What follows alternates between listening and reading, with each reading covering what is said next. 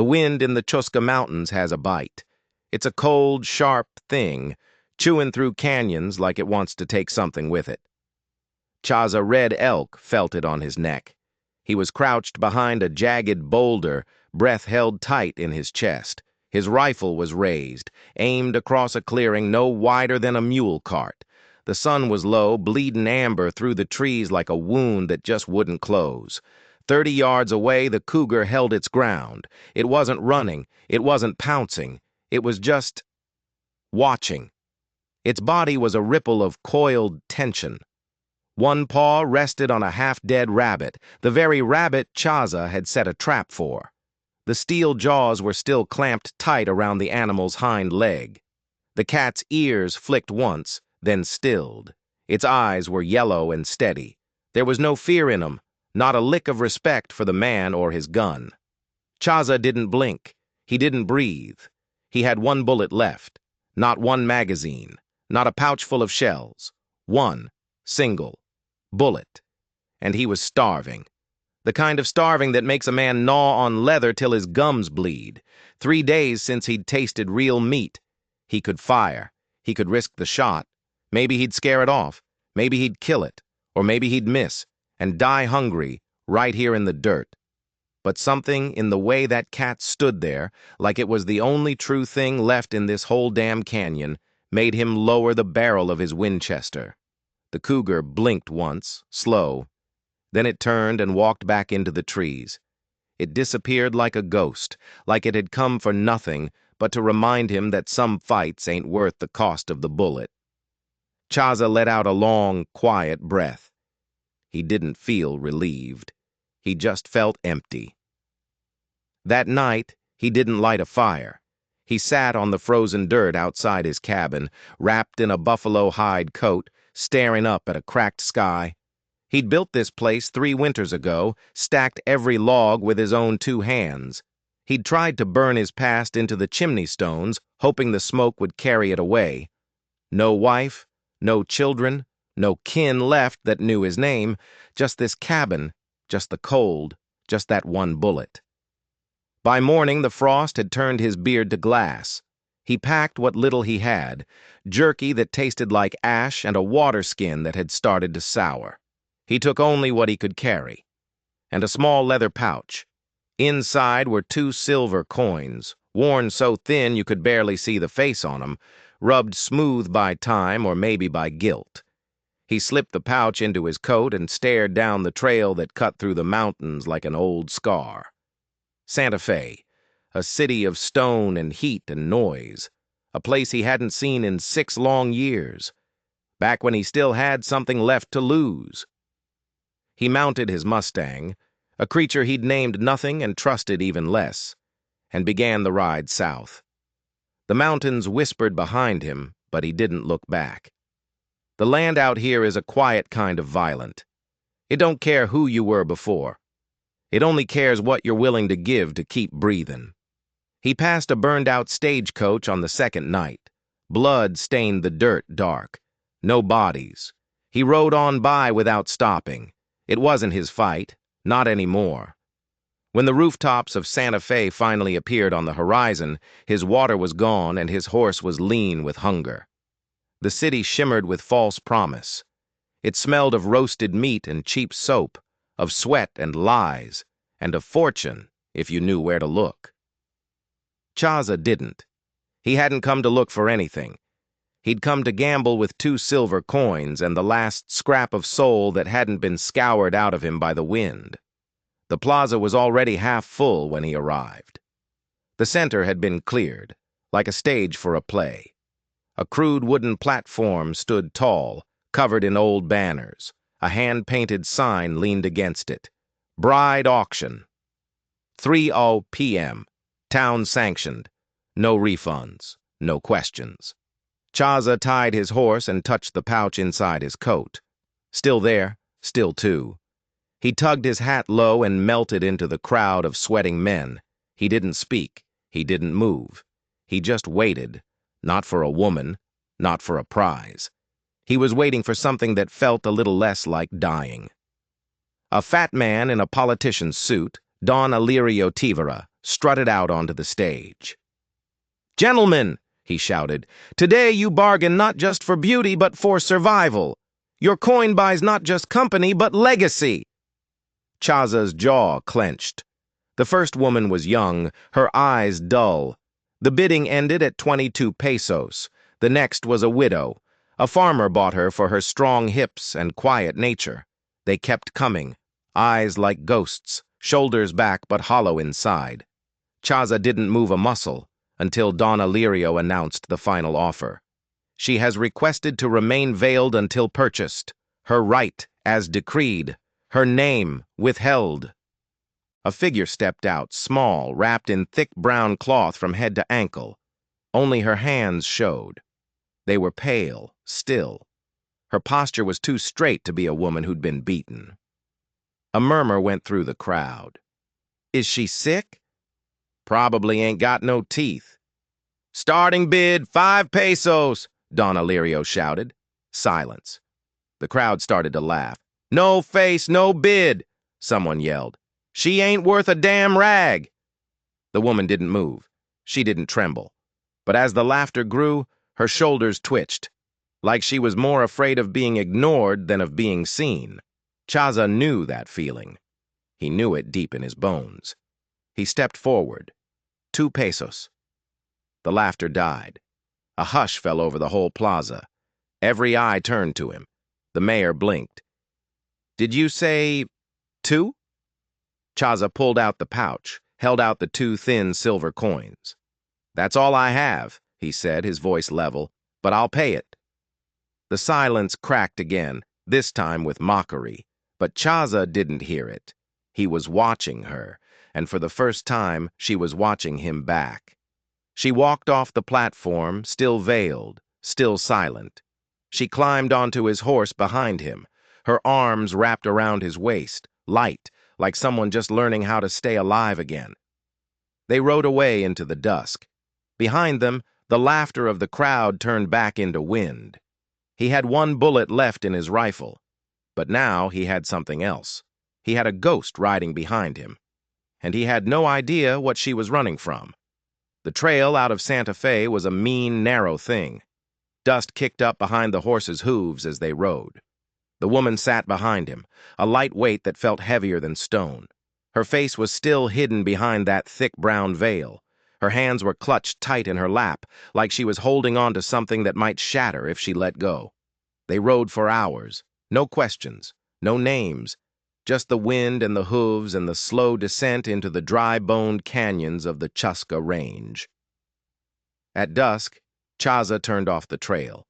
He knew a place, a hollow carved by wind where the water still trickled. He dismounted and tied the horse to a crooked juniper. She didn't move. He glanced back. "You comin' down, or you waitin' for the earth to rise up and meet you?" She hesitated, then slipped down from the horse, light on her feet. Chaza didn't build a fire, not yet. He took a swallow from his water skin, then handed it to her. She took it slow, tipped it back, and drank. Still no words. He watched her, trying to figure if she was real or just a shape carved by the heat in the sky. "Name?" he finally asked. She looked up. The veil rustled. Her voice was quiet, like it hadn't been used in a long, long time. "You bought me. That should be enough." He stared at her a moment longer. "I didn't buy you," he said, sitting down on a flat rock. "I paid to stop watching people treat you like livestock." She didn't reply. He unwrapped a piece of dried meat, tore it in half, and set a piece beside her. She didn't touch it for a long time. Then, without a word, she picked it up. They ate in the quiet. When the food was gone, he spoke again, not looking at her. "You don't have to say anything. Not tonight, not tomorrow, but I ask for one thing. The truth. When you're ready." She didn't answer, but he heard her take a breath, a real one, that didn't flinch away from the cold. And for now, that was enough. The next morning, they reached the plateau. Ahead, the gray spines of the Chusca Mountains rose up. Chaza's cabin was tucked at the base of one of them, hidden between cottonwoods and rock. As they rode, she finally spoke. "What's your name?" "Chaza," he said. "Red Elk." She let the name sit in the air for a while. Then she said, "Lakota?" "Used to be." He felt her hands relax just a little around his waist, like knowing one small thing about him made it easier to keep riding forward. They reached the cabin by late afternoon. It was small, smoke-stained, and lean, like the man who'd built it. He dismounted. She waited. "Built it myself," he said, motioning to the door. "Ain't much, but it keeps the cold out." She slid off the horse. "I'm not here to be anyone's wife," she said, her voice quiet but firm as rock. "Didn't ask you to be," Chaza answered, already walking toward the door. "Just offered you a fire and a roof." He opened the door. Inside was a simple table, 2 chairs, 1 cot, and a fireplace. She stepped in slow, her eyes scanning everything like she was checking for traps. Her veil stayed on. He lit a fire, put a kettle on. "Hungry?" he asked. She nodded. He handed her another strip of meat. She took it. Then, sitting by the fire, she finally spoke a name. "My name is Isadora." Chaza just nodded once. She looked toward the window. The light caught the edge of her veil. "They made me cover my face," she said. "Said it would bring down the price." He looked at her fully now. "You weren't for sale," he said. Her head snapped toward him. She gave a short, bitter laugh. "The man who put me on that stage would disagree." "Who was he?" She hesitated. The fire crackled, filling the silence. Then she looked him straight in the eye, though he couldn't see hers. "He was my father." The words hung in the air, cold and heavy. A father selling his own daughter. What kind of monster does that? Chaza reached into his coat, pulled out the empty coin pouch, and tossed it on the table. "That was all I had," he said. "Spent it without regret." "Why?" she whispered. He held her gaze. "Because I knew I couldn't have slept right again if I'd let them sell you to someone who looked at you like meat." She studied him for a long moment. "You still don't know what I am." "I don't need to," he said. "You're not a ledger I'm here to read." That night she took the cot. He stayed by the fire. Before he laid down, he said one last thing. "You don't owe me anything, Isadora. I know how the world works. But this ain't that." He closed his eyes. She stood motionless in the firelight for a long, long time. In the morning, Chaza woke to the smell of coffee. Isadora was crouched by the hearth, still veiled, pouring the dark liquid into a tin mug. He sat up. "That yours or mine?" She hesitated. "My mother used to make it, even when there was nothing else to cook." He took the mug she offered. They drank in silence. When they finished, he said, "I don't need to see your face. Not until you want me to." Her hands unclenched. She set her mug down. "You'll change your mind," she whispered. "No," he said, his voice certain. "I won't." She didn't answer. Her fingers reached for the edge of the veil. The fire snapped once, loud in the quiet room. Then slowly she lifted the cloth away. And for the first time, Chaza saw her. He had expected scars. He had expected hardship etched into her skin. He had not expected her to be the most beautiful woman he had ever seen. But that wasn't the twist. The twist wasn't her face. It was the small, intricate brand on her neck, just below her ear. A coiled serpent, the mark of the Montoya family, a brand he recognized, a brand worn by the men who had burned his own village to the ground. The mornings came cold in the Chuska Mountains, and this one was no different. Isadora sat at the table, her veil folded beside her like a shed skin. The brand on her neck was a dark secret against her pale skin. Chaza tried not to look at it. He couldn't stop seeing it. He stepped out from the corner where he'd slept on the floor, stretched his spine. He rubbed the old scar beneath his ribs, a reminder of a blade that had gone in crooked. A blade held by a man wearing that same serpent. He poured water into the kettle. You cook better coffee than me. She raised an eyebrow. That's not a compliment. It is if you've tasted my coffee. For the first time, she smiled. A real smile, not wide or careless, but it reached her eyes. The silence that followed was different now, not peaceful, tense, a string pulled tight. She glanced down at her hands. You want to know what I did? She said. It wasn't a question. Chaza didn't answer. He just poured coffee into 2 tin mugs, slid one across the table to her. I know what you didn't do, he said. You didn't beg on that stage. You didn't flinch when they laughed. That tells me more than a brand ever could. She blinked, caught off guard. She wrapped her fingers around the warm mug. It wasn't strength, she said quietly. It was numbness. Still counts. She looked at him, something shifting behind her eyes. You always talk like that. Like everything's already broken and you're just making peace with the pieces. Chaza sipped his coffee. Maybe. You lost someone? He nodded. Plenty. The war? Close enough. She didn't push. He was grateful. He couldn't tell her the truth. Not yet. He couldn't tell her he recognized the brand on her neck because it was the last thing he saw the night his whole world turned to ash and smoke. Later that day, she stepped outside. Chaza was splitting wood, the axe rising and falling in a steady rhythm. He glanced up as she passed, nodded once, then kept chopping. She walked to the small plot of hard-packed dirt he'd cleared last spring. The weeds had won. She knelt and pressed her hand to the cold earth anyway. I want to plant something here, she said when he came over. Now? In the spring. He looked at the dead earth, then back at her. What kind? Doesn't matter, she said. Something that lives.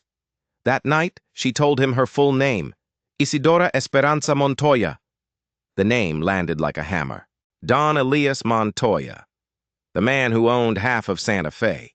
The man whose private army of enforcers wore a serpent brand. The man who Chaza had sworn a blood oath to kill. He used to parade me through town like a trophy, she said, her voice flat. Proof his bloodline was still pure. And your mother? He asked, his own voice tight. Pueblo, she said. He married her for her land, not for love. When the land dried up and the money went south, he started gambling. Lost everything but the house. And me. She looked at him, her eyes burning. I was his last bet. The fire popped, sending sparks against the stone. I don't know what's worse, she said. Being sold, or realizing you weren't even worth full price to your own father. You were worth more than he had, Chaza said, the words feeling like lies in his mouth. All he could see was the fire. All he could hear were the screams. She looked at him for a long time, searching for something. You ever kill a man? She asked. Chaza didn't blink. Yes. You regret it? He thought of Elias Montoya. Not all of them. She nodded, like she understood. You ever kill a mountain lion? Almost, he said, remembering the cat in the canyon. Had 1 bullet left. Watched it walk away instead. Why? Didn't seem like it wanted to kill me. Just wanted what I had. Figured maybe it needed it more. She walked back to the fire, sat down across from him. Her voice was a whisper. Maybe I was the lion. Maybe, he agreed, but I didn't shoot. The lie tasted like ash. He wanted to shoot. He wanted to aim his rifle at that brand on her neck and pull the trigger. He wanted to finish the war that had started for him all those years ago. But he couldn't. Because he'd looked at her on that stage, and he hadn't seen a Montoya. He'd seen someone just as broken as he was. Why did you do it? She asked. Why spend your last 2 coins? He looked at her, and for a moment, the fire in his memory died down. He saw only her. Because no one else did, he said. And it was the first true thing he'd said all night. She breathed out, a shaky sound of relief. I'm tired of hiding, she whispered. You don't have to pretend anymore. She nodded slowly, but neither of them knew that the past wasn't done with them. It wasn't a memory.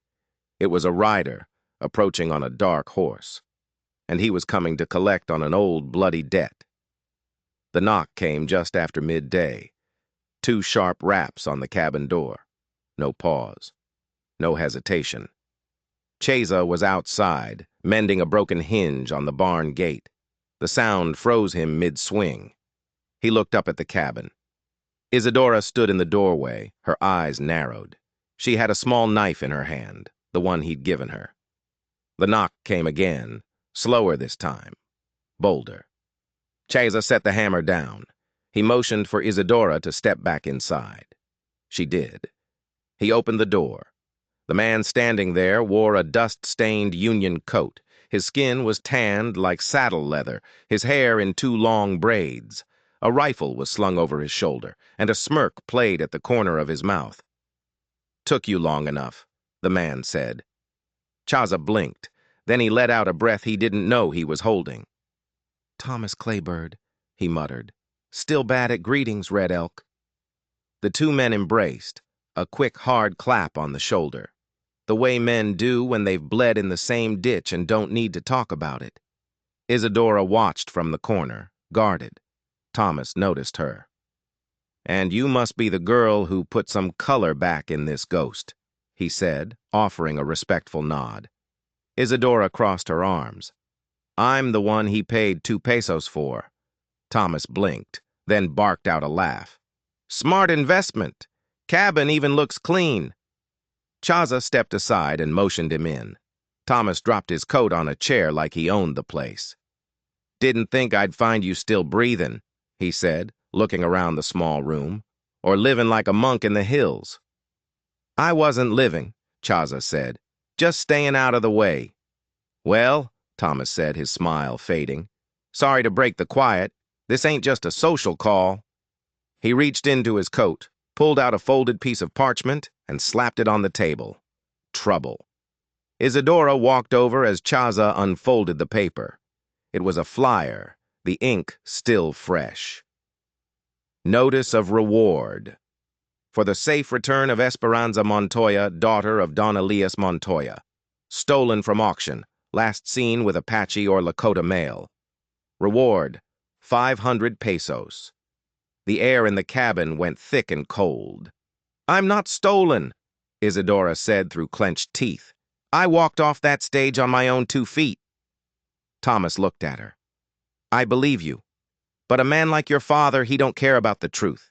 He only cares about control and his property." Chaza folded the flyer. "How many men does he have looking?" "Too many to count," Thomas said. "He's been building his influence back up. Friends in Santa Fe, lawyers, a marshal or 2 on his payroll." He paused, his gaze turning serious. "And he hired a tracker, a man I thought was long dead." "Who?" Chaza asked, though a cold dread was already coiling in his gut. "Silas Kane," Thomas said. Chaza felt the blood drain from his face. Silas Kane, his former partner, the man who had been with him the night the Montoya men attacked their camp. The man Chaza had left for dead in the fire. Isadora saw the look on his face. "You know him?" Before Chaza could answer, Thomas spoke again. "We all do. He's the one who sold us out to Montoya in the first place." The ground seemed to fall away beneath Chaza's feet. Silas wasn't just alive. He was working for the enemy. He had always been working for the enemy. The betrayal was a fresh wound, ripped open after years of scarring over. Isadora took a step back, her hand going to the brand on her neck. "So this was never about me being sold," she whispered. "This is about you." "I won't go back," she said, her voice a blade. "I won't let him put me in a cage and call it protection." "You won't have to," Chaza said, his voice low and dangerous. The hunt had just changed. This was no longer about saving her. This was about vengeance. "Then I guess I'll stay a while," Thomas sighed, pouring himself a drink from a clay jug. "Watch the ridge. Silas Kane likes to play with his food before he eats it." That night, no one slept much.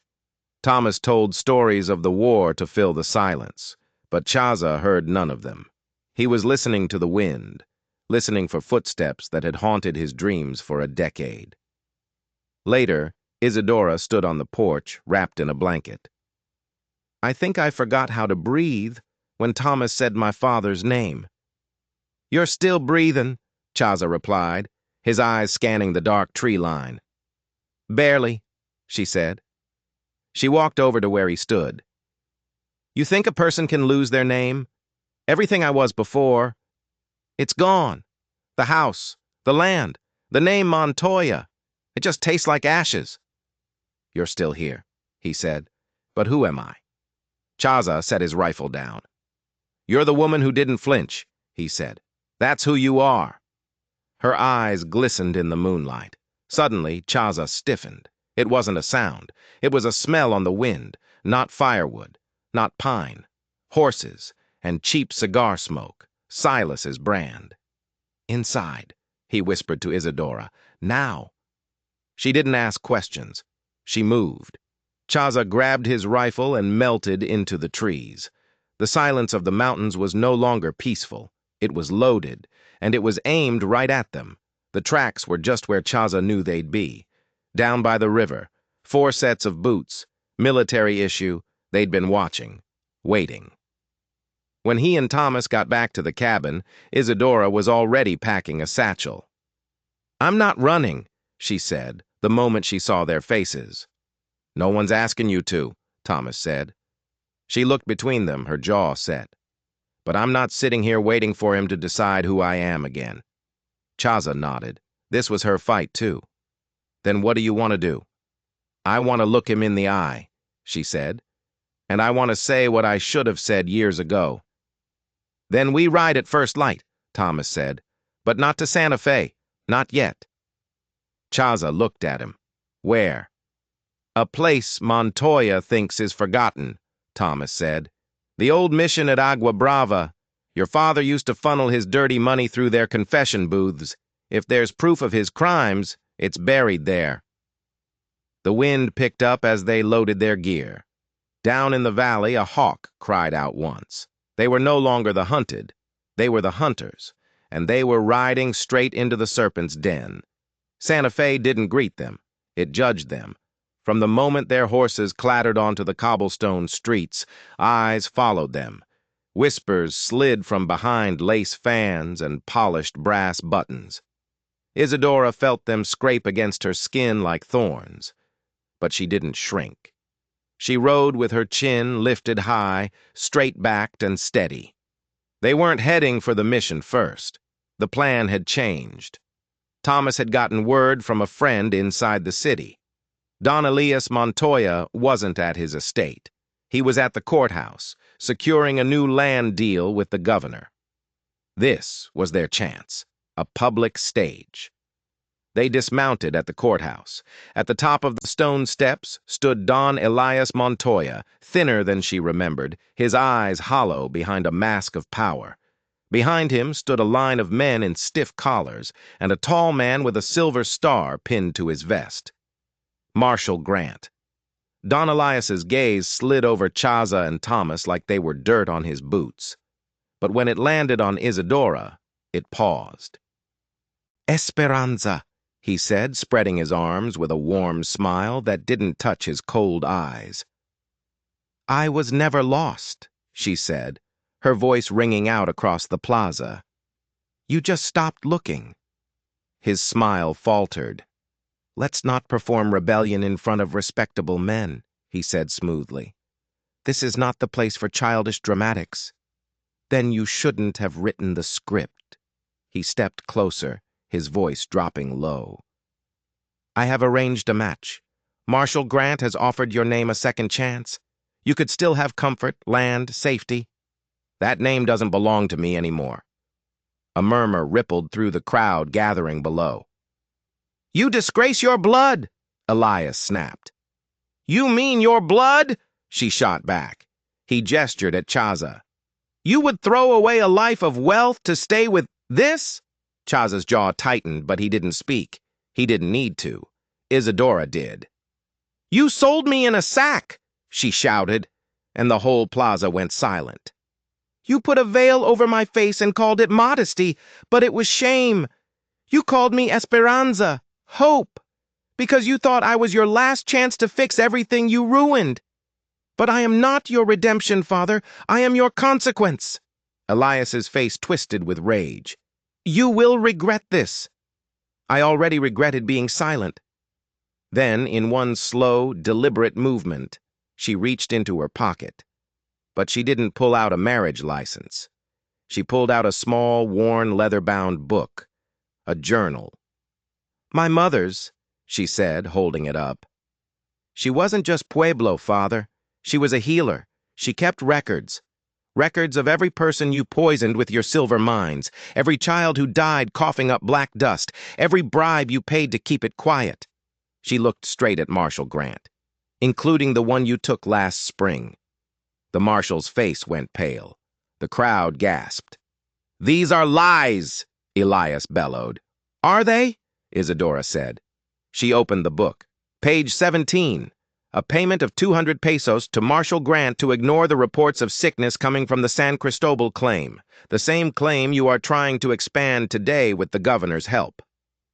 The governor, who had been standing beside Elias, took a nervous step away.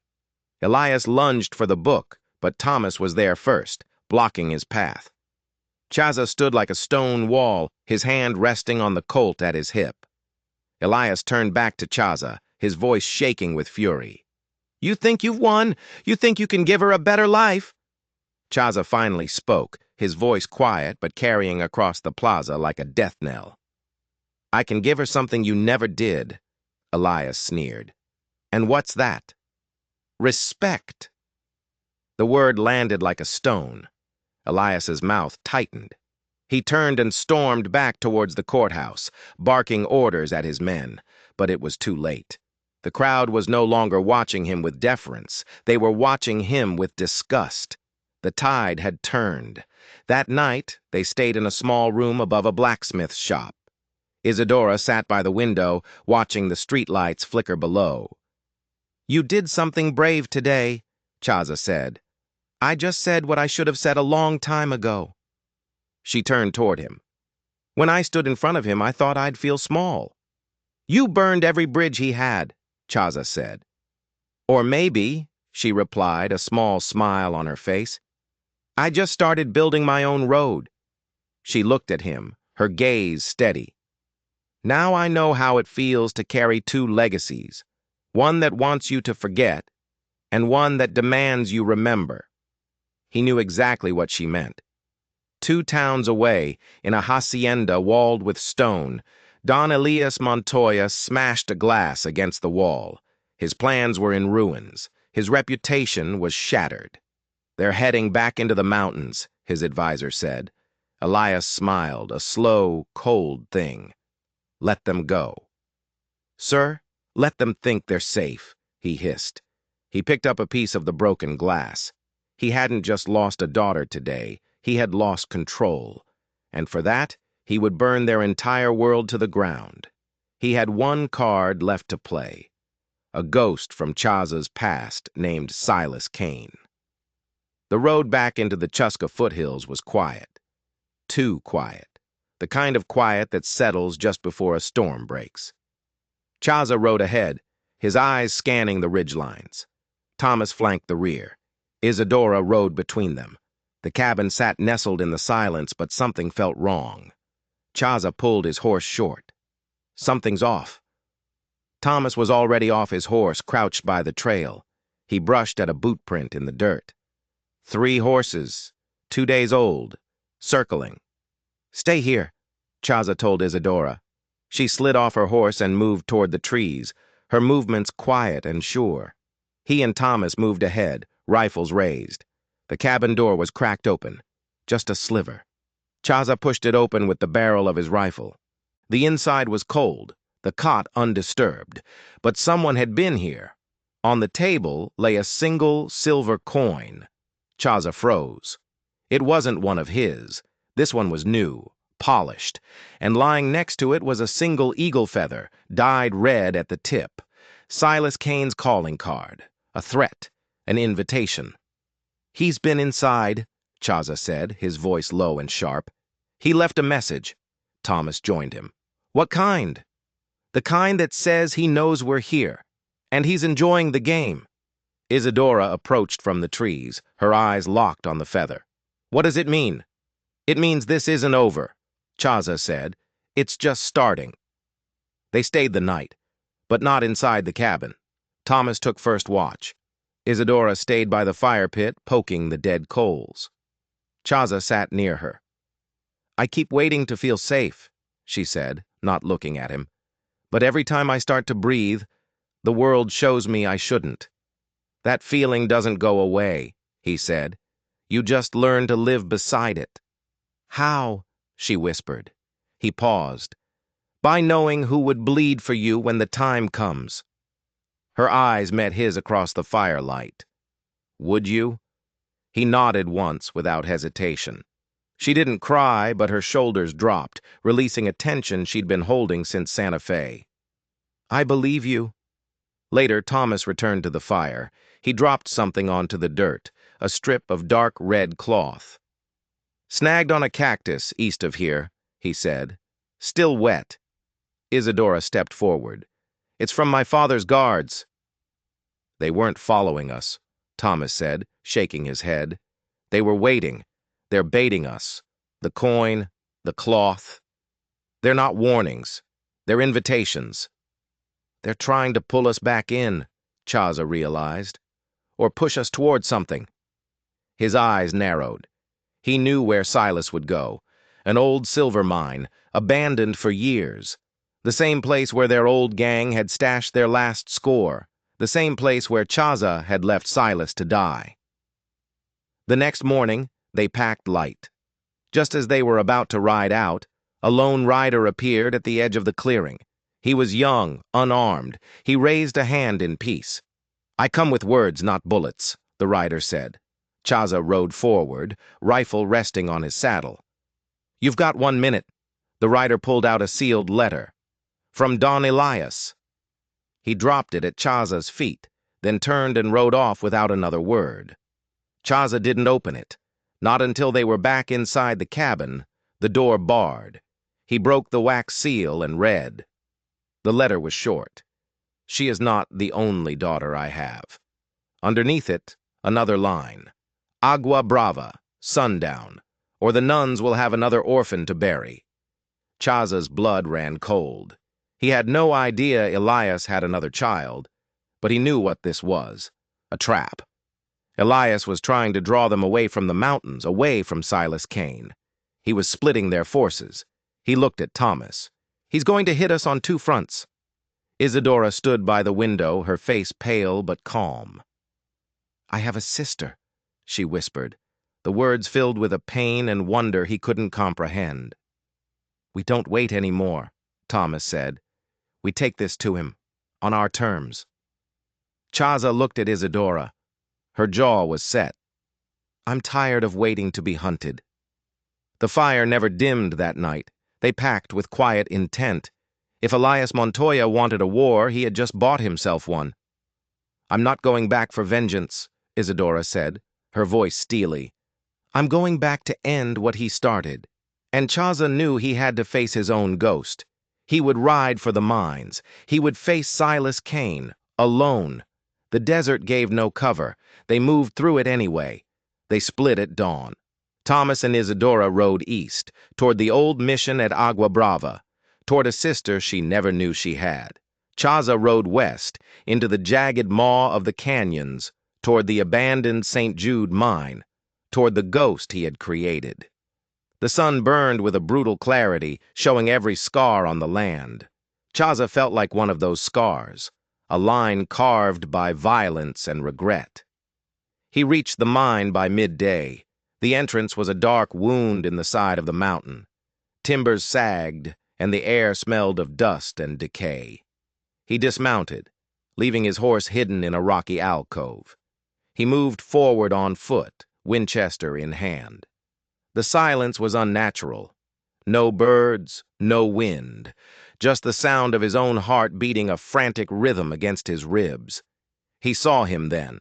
Silas Kane, standing at the mine entrance, back to him, staring into the darkness. He looked older, leaner, but it was him.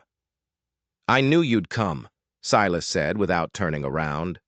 "You always were predictable, Red Elk." "You sold us out, Silas." Silas finally turned. His face was a road map of scars from the fire, one eye milky and blind. He smiled, a twisted, ugly thing.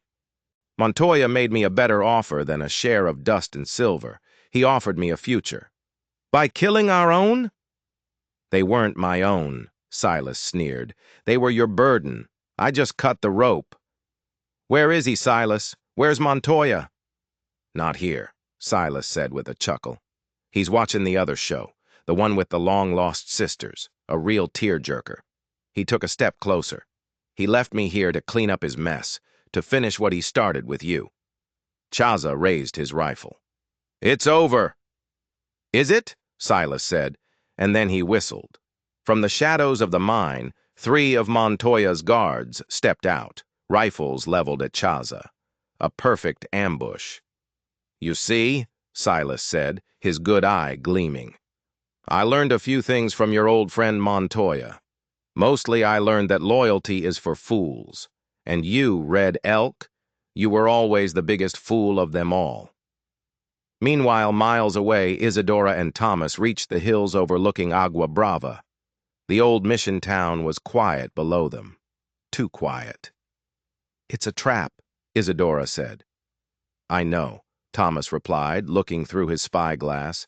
"But if there's a chance your sister is in there, then we go in." They rode down into the town. The adobe walls were crumbling. The place looked deserted. They dismounted in front of the chapel. The doors were open. They stepped inside. The chapel was empty, save for a few broken pews. At the altar, a small bundle of cloth was lying on the stone floor. Isadora's heart pounded in her chest. She ran forward, Thomas right behind her. She knelt and gently pulled back the cloth. It wasn't a child. It was a clockwork doll, its porcelain face cracked, its painted eyes staring up at nothing. And pinned to its dress was a note. "You're too late." Suddenly, the chapel doors slammed shut behind them. Heavy bars dropped into place. From the shadows, a dozen of Montoya's guards emerged, rifles aimed, and from the confessional booth stepped Don Elias Montoya himself. "Daughter," he said with a chilling smile, "I'm so glad you could make it to our family reunion." He had them. He had them all. "Drop your weapons," Silas Kane ordered Chaza. Chaza hesitated. 3 rifles against his 1. The odds were impossible. He slowly lowered the Winchester. One of the guards kicked it away. Another one relieved him of his pistol. "You always did have a soft spot for lost causes," Silas sneered, walking a slow circle around him. "First our people, now Montoya's daughter. You just can't help but play the hero, can you?" "And you can't help but be the snake," Chaza shot back. Silas laughed, a dry, rasping sound. "The snake survives, Red Elk. The hero ends up dead in a ditch." He stopped in front of Chaza, his scarred face inches away. "Montoya wants you alive. He wants to watch the light go out of his daughter's eyes right before he kills you himself." He nodded to his men. "Take him." They bound Chaza's hands behind his back, rough and tight. As they shoved him toward the mine entrance, Chaza caught Silas's eye. "He'll betray you too, Silas. Men like him always do." "Maybe," Silas said with a shrug. "But by then, you'll be long gone." They threw Chaza into the darkness of the mine. He stumbled and fell, the hard rock scraping his face. The heavy wooden door slammed shut, and a bar dropped into place, plunging him into absolute blackness. He was trapped, a prisoner in the same tomb he'd once thought held his partner. Back in the chapel at Agua Brava, Don Elias Montoya paced in front of the altar. Isadora and Thomas stood surrounded, their weapons on the floor. "All this trouble," Elias said, shaking his head. "For what? A fantasy of freedom? The world isn't free, Esperanza. It is owned. It is controlled by men like me. Your world is built on lies and graves, Isadora said, her voice steady despite the rifle barrels pointed at her heart. It is built on strength, he roared. Something your mother never understood. She was weak, sentimental. She would have given away our fortune to feed starving children. She would have given it away to heal the ones you poisoned, Isadora countered. Elias's face darkened. She tried, and for her trouble she ended up with a fever the doctors couldn't explain. He smiled coldly. A pity. The unspoken truth hung in the air. He had killed her, his own wife. Thomas took a half-step forward, his hands clenched into fists. You're a monster. I am a survivor, Elias corrected him. And now, I will survive this. Once you two have been disposed of, and your savage friend is delivered to me, the story will be simple. A tragic tale of a daughter led astray by outlaws who met a violent end. The governor will mourn. The law will look the other way, and I will continue to build my legacy. You have no legacy, Isadora said. It died with my mother. It died on that auction block. It will be reborn, Elias said, his eyes gleaming with a mad light. Once the impure parts have been cut away. He motioned to his men. Take them to the cellar. Wait for my signal. The guards shoved them toward a trap door behind the altar. As they descended into the damp, dark cellar, Isadora looked back at her father one last time. There was no humanity left in his eyes, only a cold, consuming hunger for power. The trap door slammed shut. They were prisoners, just like Chaza. Montoya had won. The serpent had coiled around them all, and its fangs were ready to strike. The cellar was cold and damp, the air thick with the smell of dust and despair. Isadora and Thomas were tied to wooden support beams, back to back. He's not going to kill us right away, Thomas said, his voice low. He's waiting for Chaza. He wants an audience. We're not going to give him one, Isadora said, straining against the ropes. They were thick, cutting into her wrists. In the darkness of the mine, Chaza was doing the same. He tested his bonds, the rope biting into his skin. He was alone, blind in the pitch black. He thought of Isadora. He had failed her. He had walked right into Silas's trap, and now she would pay the price.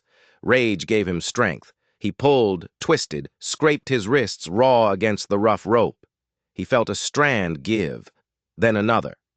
In the cellar, Isadora felt a small lump in the pocket of her dress, her mother's locket. Elias hadn't thought to search her for something so sentimental.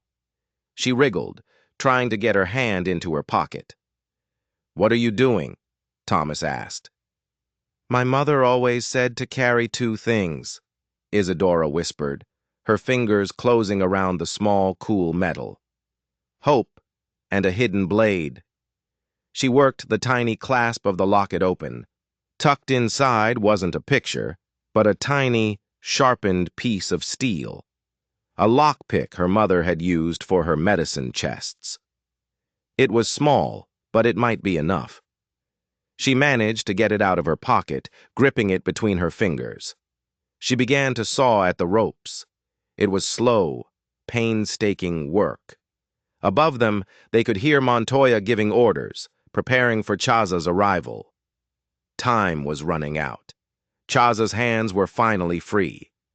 He rubbed his raw wrists, his eyes slowly adjusting to the faint light filtering through cracks in the mine door. He saw what he was looking for. A pile of old mining equipment in the corner. A pickaxe, a shovel, and a box of dynamite. He grinned in the darkness. Silas had made a mistake. He hadn't just trapped Chaza in a prison, he'd trapped him in an arsenal. Isadora's ropes fell away. She quickly untied Thomas. We need to get out of here, he said. No, she said, her eyes burning with a fire he'd never seen before. We need to end this. For my mother. She picked up a heavy iron candlestick from a crate. Thomas found a rusty spade. They were poor weapons against a dozen rifles, but it was better than nothing. They stood at the bottom of the cellar stairs listening. Chaza worked quickly, packing sticks of dynamite around the base of the mine door. He found a long fuse, lit it with the flint and steel from his pouch. He ran for cover as the fuse sputtered and hissed. The explosion ripped through the mountainside. The mine door blew outward in a shower of splintered wood and rock. Chaza emerged from the smoke and dust, a pickaxe in his hand, his face a mask of cold fury. Silas and his men spun around, shocked. "The hero's back from the dead," Chaza said. Back at the mission, the explosion echoed like distant thunder. Elias and his men looked up, confused. That was the only distraction Isadora and Thomas needed. They burst from the cellar.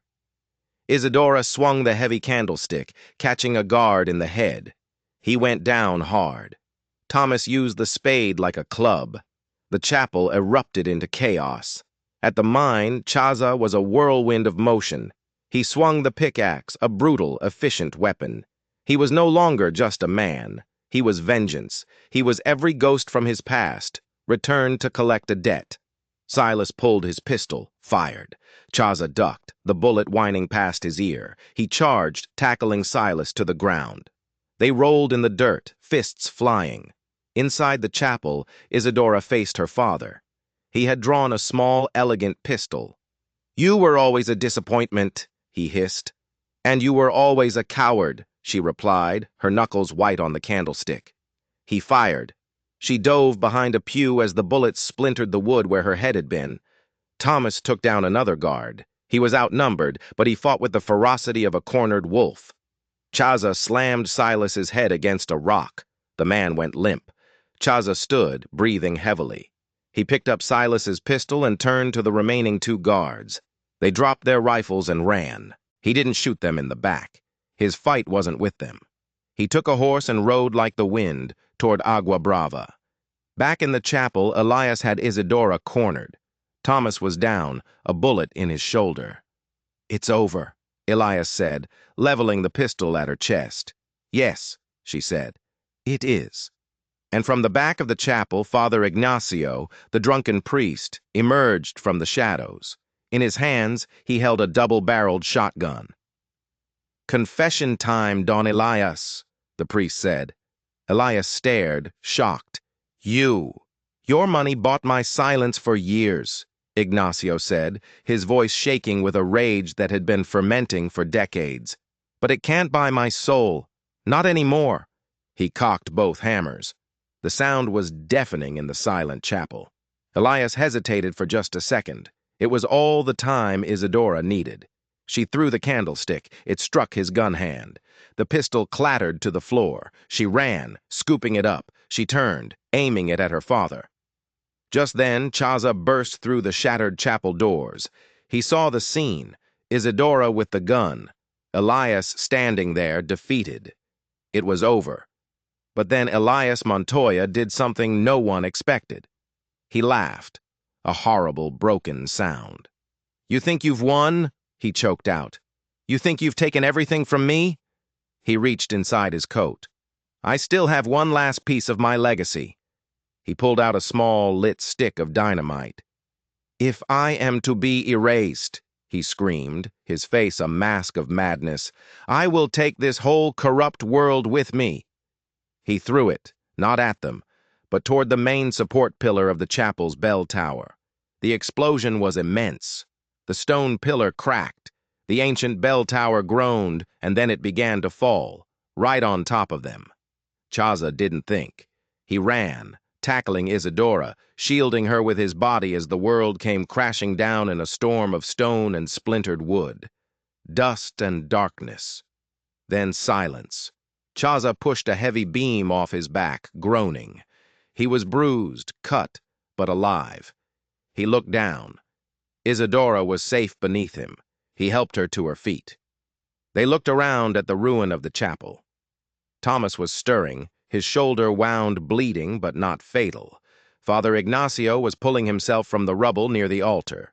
And near the shattered remains of the bell tower lay Don Elias Montoya, crushed by the weight of his own destructive legacy. Justice, in the end, had been delivered not by a bullet, but by stone. The headlines spread like wildfire. Land Baron's reign of terror ends. Daughter exposes. Decades of corruption. The Montoya Empire crumbled to dust, but Isadora didn't stay to watch it fall. She left the next morning with Chaza and Thomas before the newspapers could turn her into a symbol she never wanted to be. They rode back to the cabin in the Chuskas. It was still there, waiting. So was the patch of empty dirt beside it. Spring came late that year, but it came. They planted squash and beans, and the stubborn soil began to give. Thomas stayed long enough to help rebuild, then rode north to settle his own ghosts. Chaza stayed. He didn't need to say why. One night, as the fire crackled and the wind hummed through the pines, Isadora turned to him. "I don't know what comes next." "You don't have to," he said. "Not yet." There was peace in that. No promises, just presence. She still had scars. He did too. But the land didn't ask them to be healed. It just asked them to stay. And they did. Long enough to know their own names again. Not a Montoya or a Red Elk. Just Isadora and Chaza. Survivors. Planters of seeds in soil once thought dead. The hawks still circled high above the ridges, but they no longer looked like omens. They looked like freedom. Some stories aren't about vengeance. They're about reclaiming the fire that someone tried to extinguish, and learning, finally, how to burn on your own terms. If you enjoyed this story of justice in the Old West, don't forget to subscribe and hit that notification bell. You never know what tales of darkness and redemption are waiting just down the trail.